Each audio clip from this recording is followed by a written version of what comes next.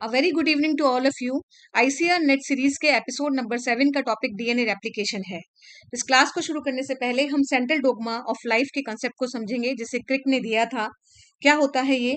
The biological information flows from DNA to RNA and from RNA to proteins. हम सभी जानते हैं DNA का रेप्लिकेशन होता है, बहुत सारी कॉपीज बनती हैं एंड देन डीएनए जो होता है वो ट्रांसक्रिप्शन से आरएनए बनाता है और आरएनए से प्रोटीन बनता है, जिस प्रोसेस को हम ट्रांसलेशन या प्रोटीन बायोसिंथेसिस कहते हैं।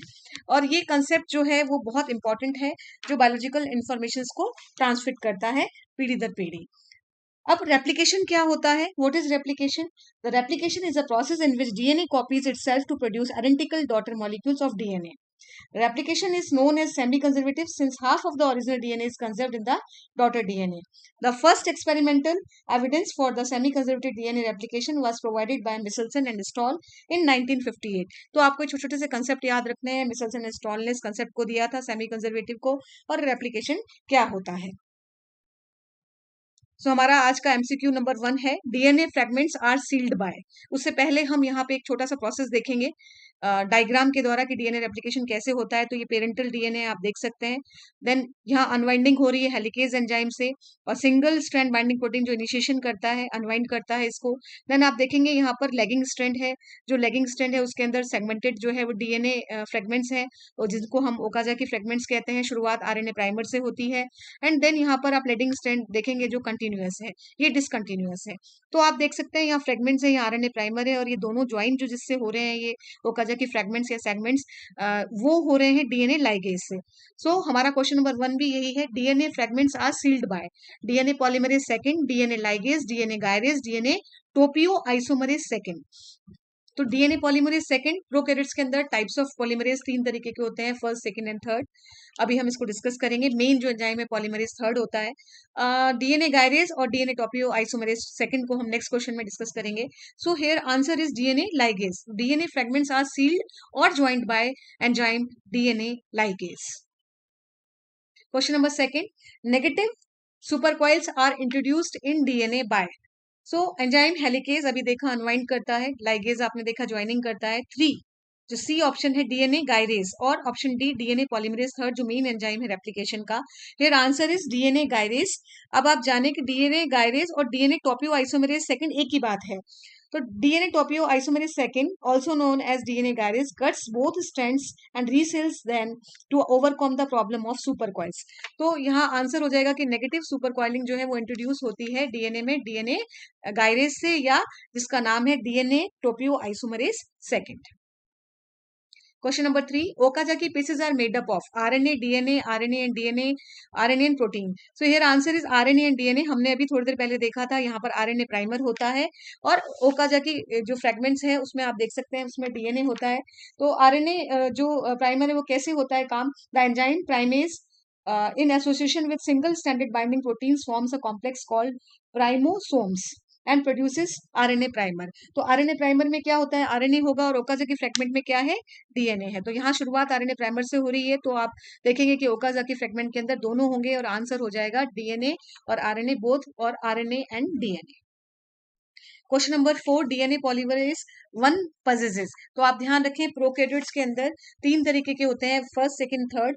फर्स्ट जो है वो gap filling following DNA replication, repair और रिकॉम्बिनेशन का काम करता है। सेकंड डीएनए प्रूफ रीडिंग और रिपेयर का। थर्ड जो है वो लेडिंग स्ट्रैंड सिंथेसिस का, यानी कि मेन जो उसकी पॉलीमराइजेशन की एक्टिविटी होती है, रेप्लिकेशन में काम आता है। तो ऑप्शन ए है पॉलीमरेज एक्टिविटी, जो 5 to 3 डायरेक्शन में होती है।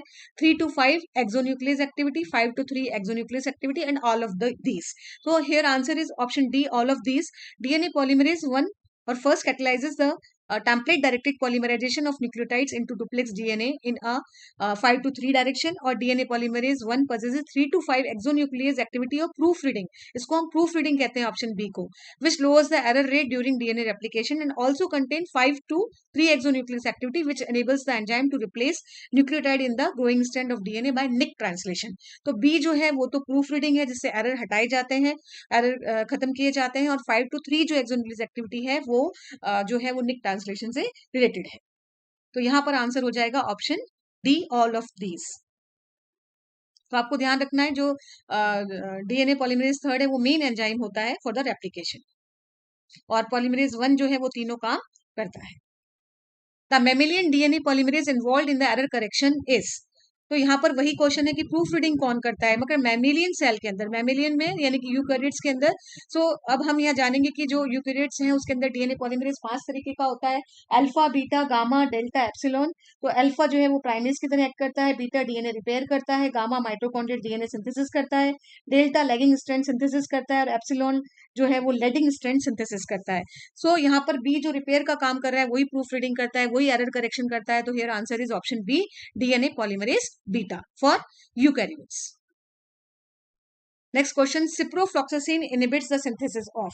सो ऑलवेज ध्यान रखें इसको कि जो आंसर है यहाँ पर सिप्रोफ्लॉक्सासिन जो क्या होती है आप सभी जानते हैं, एंटीबायोटिक एंटीबैक्टीरियल की तरह हम यूज में लेते हैं इसको।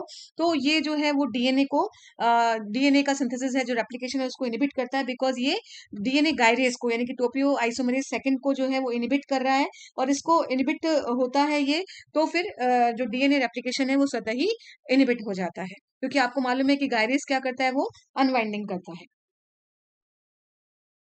Left handed double helix is present in, आप जानते हैं जो कॉमन डीएनए का टाइप है वो है बी डीएनए, और जो ये राइट साइडेड होता है ए, और जो बी है वो दोनों के दोनों जो है वो राइट हैंडेड डबल हेलिक्स होता है इनके अंदर।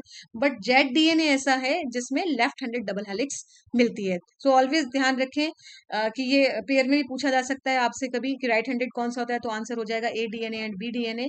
और यहाँ पे जो कि लेफ्ट हैंडेड डबल हेलिक्स पूछा गया है is present in option A, Z DNA. Melting temperature of DNA is increased by it's, बहुत इंपॉर्टेंट क्वेश्चन है। तो ऑलवेज रिमेंबर कि मेल्टिंग टेम्परेचर क्या होता है डीएनए का, कि आप सभी को मालूम है कि डबल हेलिक्स स्ट्रक्चर होती है डीएनए की, अगर ये उस टेम्परेचर पे हाफ टूट जाता है, हाफ रह जाता है ये, तो हेलिक्स सिंगल हो जाती है इसकी, तो हम उस टेम्परेचर को कहते हैं मेल्टिंग टेम्परेचर, और डेनीचर होना इसको कहते हैं हम। तो ये डिपेंड करता है जी और सी कंटेंट पे, यानी कि ग्वानिन और साइटोसिन कंटेंट पे। आप सभी को पता है ए और टी के बीच में, यानी कि एडेनिन और थायमिन के बीच में डबल हाइड्रोजन बॉन्ड होते हैं, और जी और सी के बीच में 3 हाइड्रोजन बॉन्ड्स होते हैं। जब 3 हाइड्रोजन बॉन्ड होंगे तो उसको तोड़ने के लिए एनर्जी की भी जरूरत ज्यादा होगी, इसलिए यहाँ पर जब melting temperature of DNA is increased by, तो अगर जीसी कंटेंट है तो उसका जो टेम्परेचर होगा, मेल्टिंग टेम्परेचर होगा, उसको तोड़ने के लिए ज्यादा एनर्जी चाहिए होगी, तो उसका मेल्टिंग टेम्परेचर भी ज्यादा होगा। So here answer is option B, G and C content. So thank you for watching this video. हमेशा की तरह please subscribe, like and share my YouTube channel, that is Barkha's vet is fair और biochemistry by doctor Barkha Gupta. Thank you so much.